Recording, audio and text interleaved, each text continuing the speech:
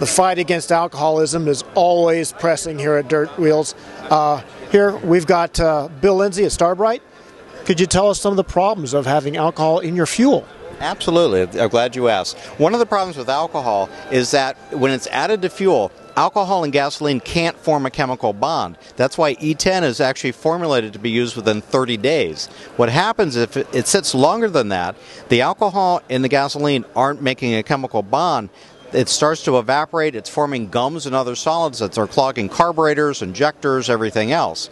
The way we address that is Tron is a very effective multi-function fuel treatment. It's going to stabilize the fuel for up to 2 years, which means it'll prevent the gum formation. Now, yes, you can get a traditional stabilizer, and we actually make one.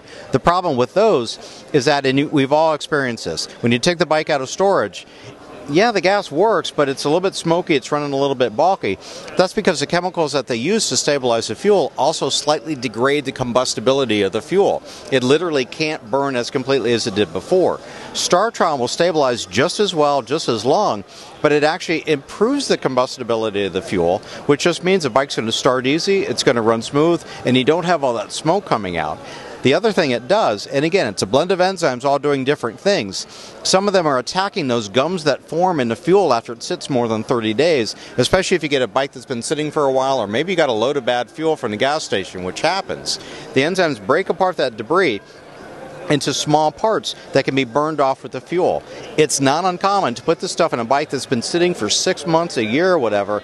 You put a big heavy dose in because you can't overdose it. It's a fuel base, so there's nothing in here that's going to harm anything. Put a big slug in, let it sit for 30 minutes, run the bike.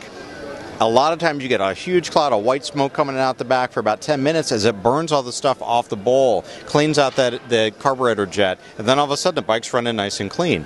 We have more techs come up to us telling us they use this as a carburetor cleaner. Whenever a bike comes in with any kind of fuel-related problems, they put a splash of this stuff in, let it sit, and then run the engine, and it cleans it out. We've all done it.